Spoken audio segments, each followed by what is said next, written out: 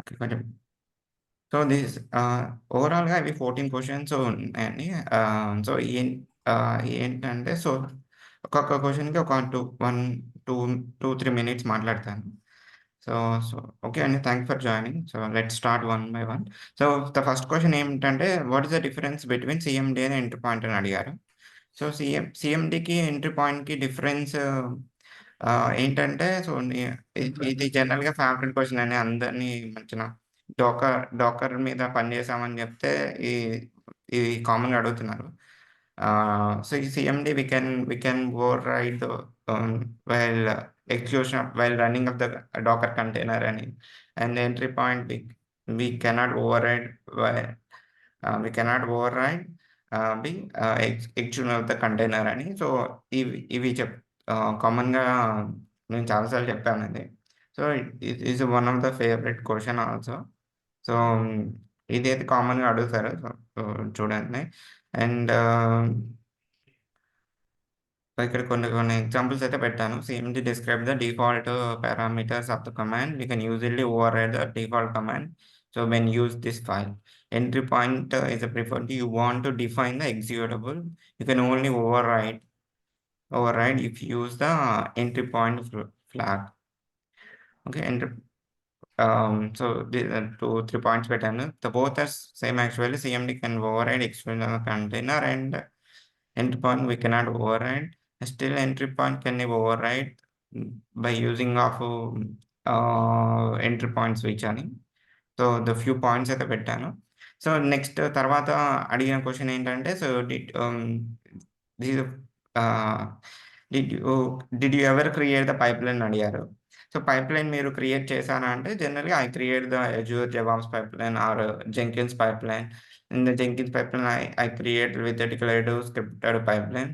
So, ఏదో ఒక pipeline మీరు ఎక్స్‌ప్లెయిన్ చేయాలి. Like I create the I mean, like integrated with Git, Docker with Jenkins job to deploy containers. So, అని ఒక pipeline అయితే explain చేయాలి. కొన్ని రిఫరెన్స్ చేసి పెడతాను. Let me open this one by one అండి. Ah, okay. Here I can open this ఇదేమో first the Azure DevOps pipeline అనమాట. ఇది అజూర్ డెవాప్స్ పైప్‌లైన్‌లో create your first pipeline. GitHub తీసుకున్నాడు version control. That might be ah, then then here he ఇప్పుడు first ఆర్గనైజేషన్‌కెళ్ళాలి. Organisation select చేసుకున్న తర్వాత project అని ఉంటది. ఆ ప్రాజెక్ట్‌లో ప్రాజెక్ట్‌ని సెలెక్ట్ చేసుకోవాలి. క్రియేట్ చేసుకోవాలి. ఆ తర్వాత మీరు ఈ ప్రాజెక్ట్ అండర్ ఆర్గనైజేషన్‌లో ప్రాజెక్ట్స్ ఉంటే దాంట్లో రెపోస్ దగ్గర మనకి గిట్ రెపోనో, లేకపోతే బిట్ బకెట్ రెపోనో, లేకపోతే ఎజర్ రెపోనో, ఆ రెపోలో మనం ఈ Git I mean the code అనేది పెట్టుకోవచ్చనమాట. దాని తర్వాత పైప్‌లైన్స్ ఉంటాయి. న్యూ పైప్‌లైన్ క్రియేషన్ అని ఉంటది. ఆ పైప్ పైప్‌లైన్ పైప్‌లైన్స్ పైప్‌లైన్‌లో మనకిక్కడ రన్ విత్ పైప్‌లైన్ అని ఏజెంట్స్ వాడతారు. జనరల్‌గా అయితే దీంట్లో డిఫాల్ట్ ఏజెంట్స్ ఉంటాయి. Microsoft agents. ఆ మైక్రోసాఫ్ట్ ఏజెంట్స్ మీద అంటే లైనక్స్ ఆర్ విండోస్ సర్వర్స్ అనమాట. వాటి మీద ఈ పైప్‌లైన్స్ జాబ్స్ అనేవి రన్ అయితాయన్నమాట. It is general Azure pipeline Azure pipeline environment అని. సో, దీస్ ఆర్ ఆల్ ఆమిన్ ఫార్మాట్‌లో ఉంటాయని చెప్తే అయిపోద్ది. Okay. And I have created as well as Jenkin also అని మీరు ఈ జెంకిన్స్ పైప్‌లైన్ కూడా చెప్పాలి.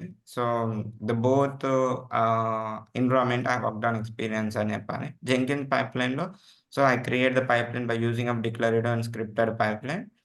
సో, హి అని సో, ఈ పైప్‌లైన్ ఇన్‌ఫ్రాస్ట్రక్చర్ చెప్పాలండి. సో, ఇది వర్క్ స్పేస్ అన్నమాట మన local desktop work space Git lab అనుకోండి. ఆ తర్వాత ఇక్కడ గిట్ ల్యాబ్ నుంచి మనం గిట్ రిమోట్ బ్రాంచ్‌కి పంపాలి. ఆహ్, రిమోట్ బ్రాంచ్ పంపాలంటే staging area, local area, remote area ఉంటాయి. స్టేజింగ్ ఏరియా అంటే మనం గిట్ ల్యాబ్‌లో మనం ఇనిట్ జేసుకోవాలి. అప్పుడు గిట్ ప్లగిన్స్ ఇన్‌స్టాల్ అయితే తర్వాత వర్క్ స్పేస్ నుంచి స్టేజింగ్ ఏరియాకెళ్ళాలంటే మీరు గిట్ యాడ్ డాట్ జేసుకోవాలి. గిట్ యాడ్ డాట్ చేస్తే అది సేవ్ అయిపోతాయి. మీన్ అన్‌ట్రాక్డ్ నుంచి ట్రాక్డ్‌కెళ్తాయి. ఆ తర్వాత కమిట్ చేయాలి. కమిట్ చేస్తే లోకల్ ఏరియాకెళ్తది. లోకల్ ఏరియా నుంచి ఆహ్, హ్మ్, ఆహ్, ఒక్ మీ ఫైల్స్ మొత్తం కమిట్ అయ్యి ఉంటాయి. రిమోట్ ఏరియాకి పంపాలన్నమాట. సో, గిట్ హబ్‌లోకి. గిట్ హబ్‌లో పంపాలంటే first you need to originate అనమాట. ఆరిజినేట్ చేసుకోవాలి. Git remote add origin git ర గిట్ రిపోజిటరీ యూఆర్ఎల్‌ని ప్రొవైడ్ చేసుకొని, ఆ తర్వాత గిట్ రిమోట్ -వి అని కొడితే మనకి పుష్ చేసుకోవచ్చు, ఫెచ్ చేసుకోవచ్చు అని కనపడిపోతది. ఈ గిట్ రెపోకి. ఆ తర్వాత గిట్ పుష్ కమాండ్ ద్వారా మనం గిట్ హబ్‌కి పుష్ చేస్తాం. ఆ తర్వాత ఇది మొత్తం ఎక్స్‌ప్లెయిన్ చేయాలండి. ఇంతవరకు డెవలప్‌మెంట్ వర్క్ స్పేస్ అయిపోయింది. ఆ తర్వాత ఇగ ఆహ్, ఆహ్, మనకి ఎస్‌సీఎం ఇది మొత్తం గిట్ రిమోట్ మనం పైప్‌లైన్ సెలెక్ట్ చేసుకుంటాం గదా! మనం జెంకిన్స్‌లో ఎస్‌సీఎంని సెలెక్ట్ జేసుకోవాలి. ఎస్‌సీఎం అంటే సోర్స్ కోడ్ మేనేజ్మెంట్. అక్కడ ఏ రెపోనివ్వాలి, వ బ్రాంచ్ ఇవ్వాలి. మాస్టర్ బ్రాంచ్‌లో మీ కోడ్ ఉందనుకోండి. లేకపోతే డెవలప్‌మెంట్ బ్రాంచ్. బ డెవలప్‌మెంట్ ఆర్ ఫ్యూచర్ బ్రాంచ్ ఇట్లుంటాయి. అంటే ఈ బ్రాంచింగ్ స్ట్రాటజీస్ కూడా we are following branching strategy under master branch working under production. So, under master branch we have development branch.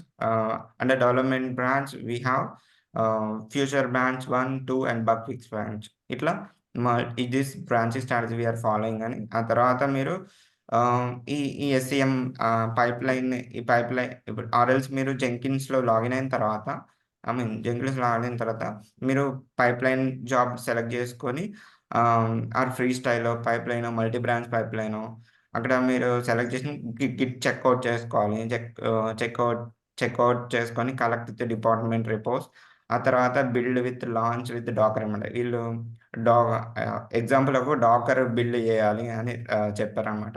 ఇప్పుడు డాకర్ బిల్డ్ చేసి దాని టెస్టింగ్ అంటే డాకర్ రన్. డిప్లాయ్ అంటే Dakar push చేయడం అనమాట. గిట్ హ డాకర్ హబ్‌లోకి.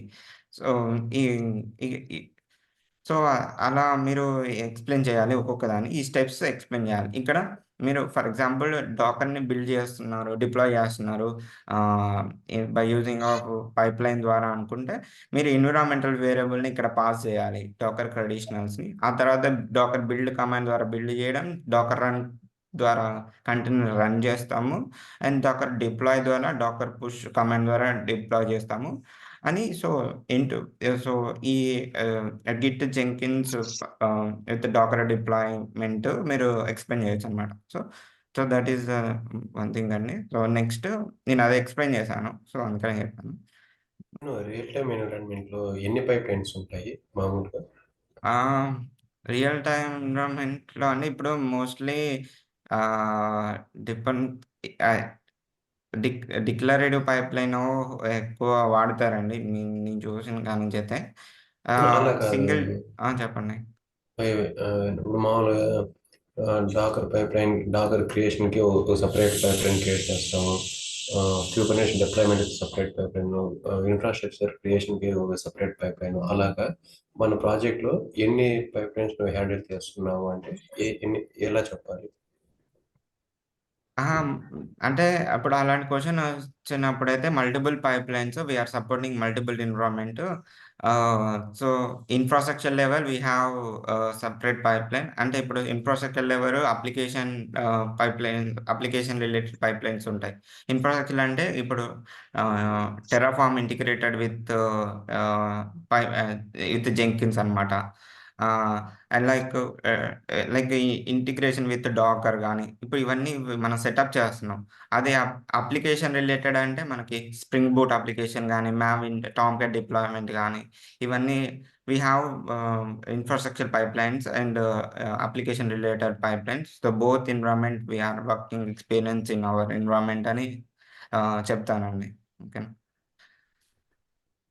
సే అండ్ ఆహ్, మన లోడ్‌ని ఎలాగ టెస్ట్ చేస్తారు? మీరు ఏ అంటే ఏ అంటే ఇప్పుడు మనకు అప్లికేషన్‌కి ఇంక్రీజ్ అవ్వాలి. ఎంత లోడ్ వరకు మన అప్లికేషన్ సస్టైనబుల్ అవ్వగలదు అని ఎలా టెస్ట్ చేస్తావు అని అడిగారు. ఆహా!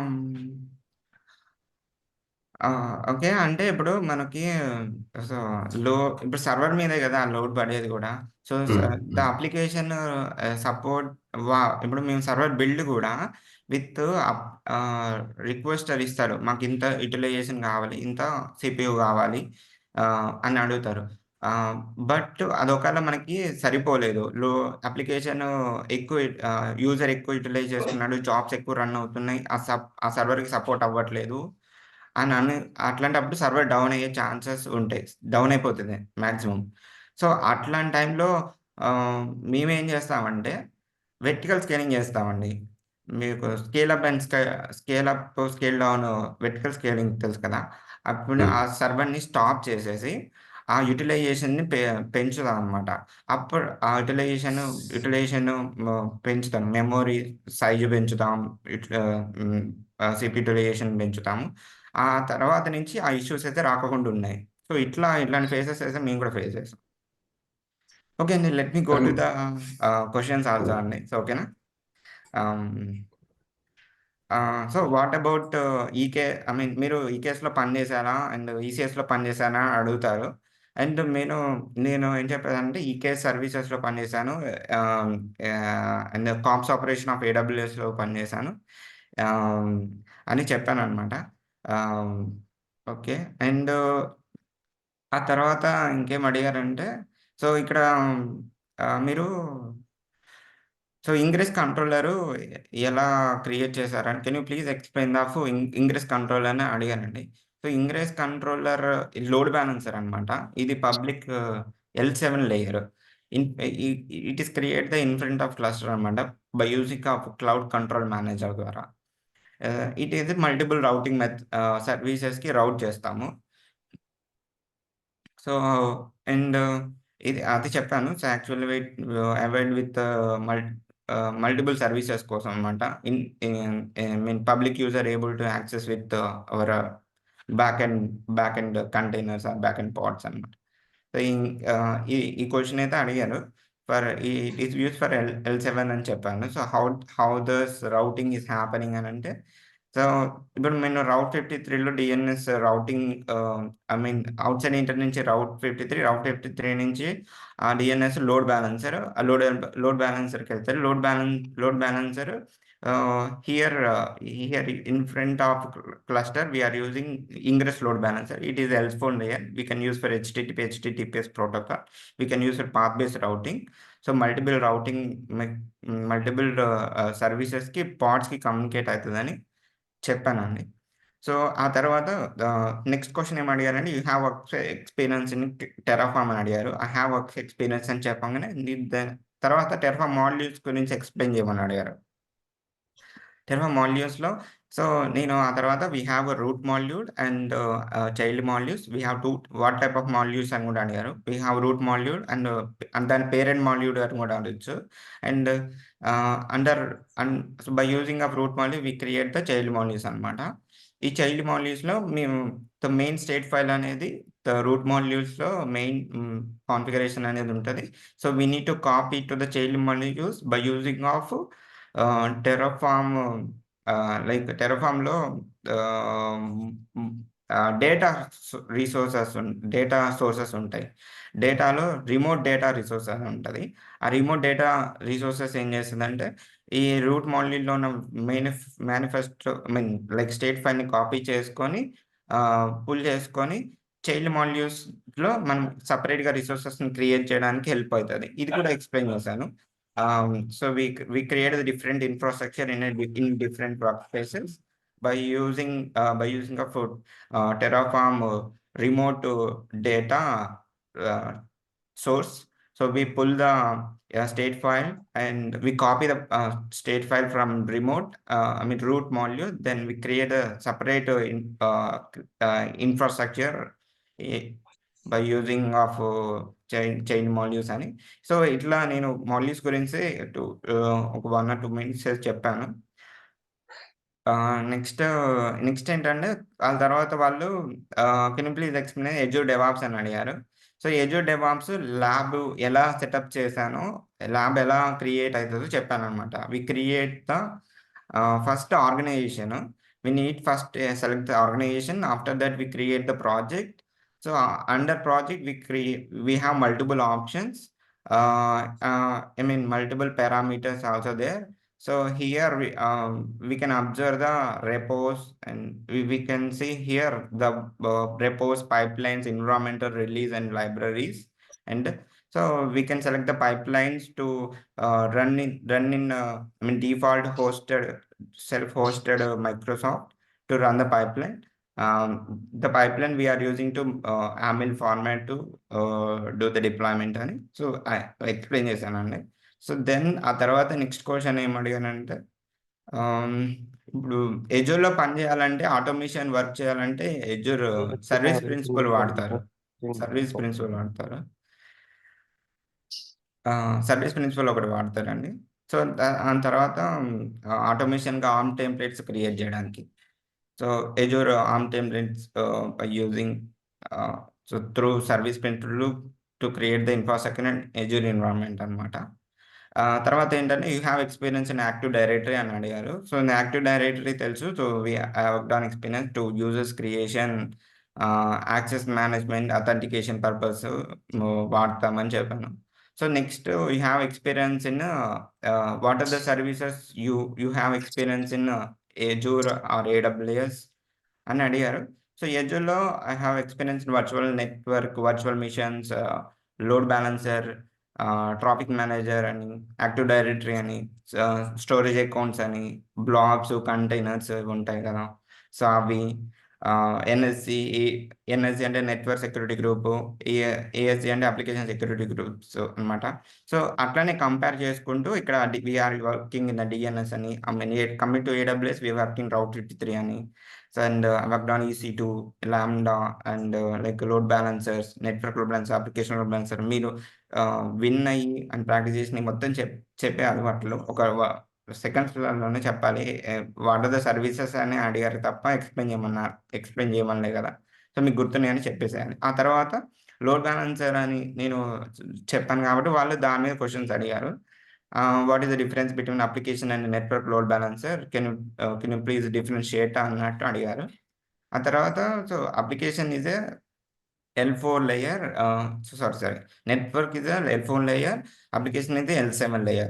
And protocol we are using network load balancer TCP/UDP protocol, and application load balancer we can use for HTTP, HTTPS. And network load balancer we can manage the gem server, network servers, like like chat boxes, like online platforms, training videos, అన్ని అదొకటి చెప్పాను.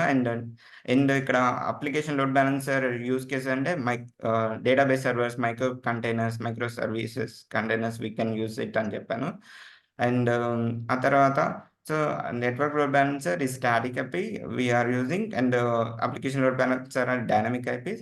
It is a simple routing methods, and in a network load balancer, application load balancer you can use for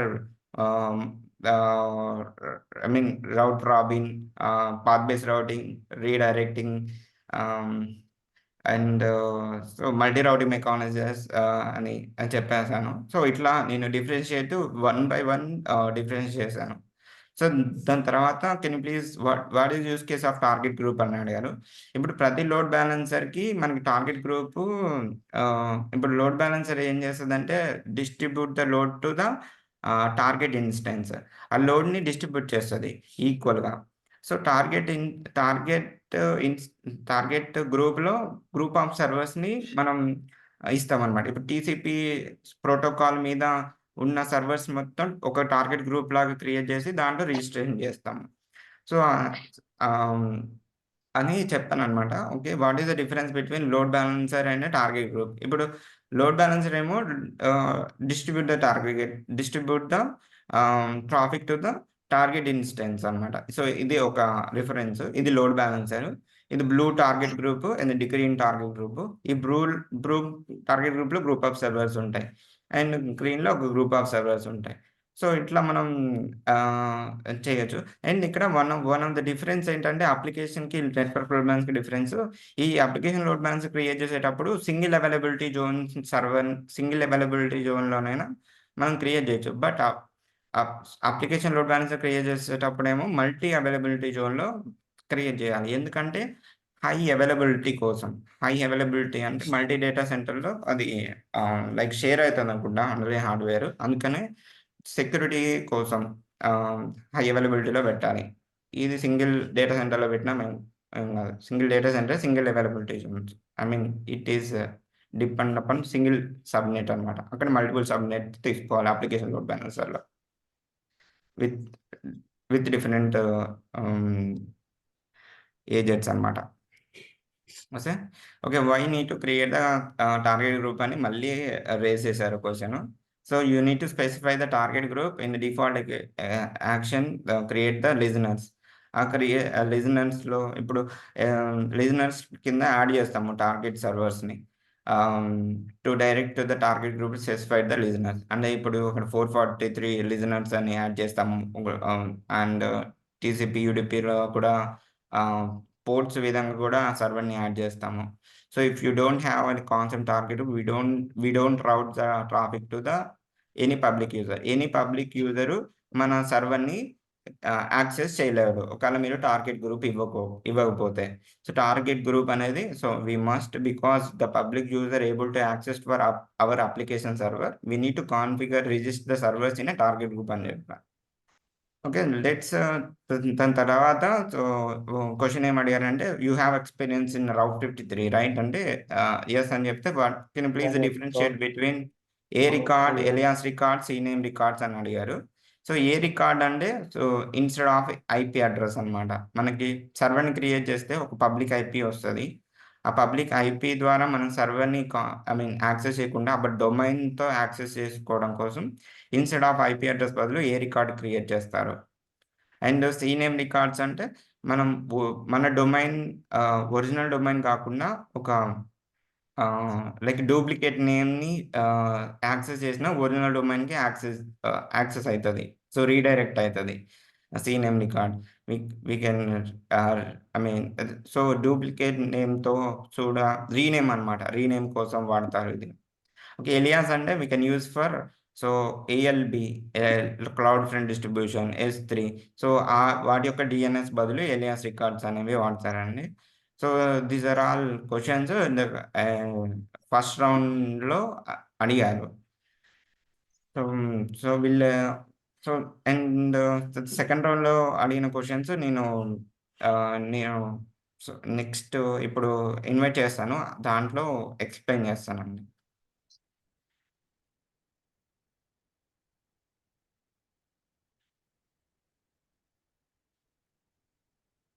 హ్మ్. ఓకేనండి. So, నేను next ఇన్వైట్‌లో నేను second రౌండ్‌లో ఏమేమి అడిగారు, కొంచెం సెకండ్ రౌండ్‌లో మొత్తం మనకి క్యూబర్నెటిస్ మీదే అడిగారు. సో, అది ఆహ్, ఆహ్, క్లయింట్ రౌండ్ అన్నమాట. ఆహ్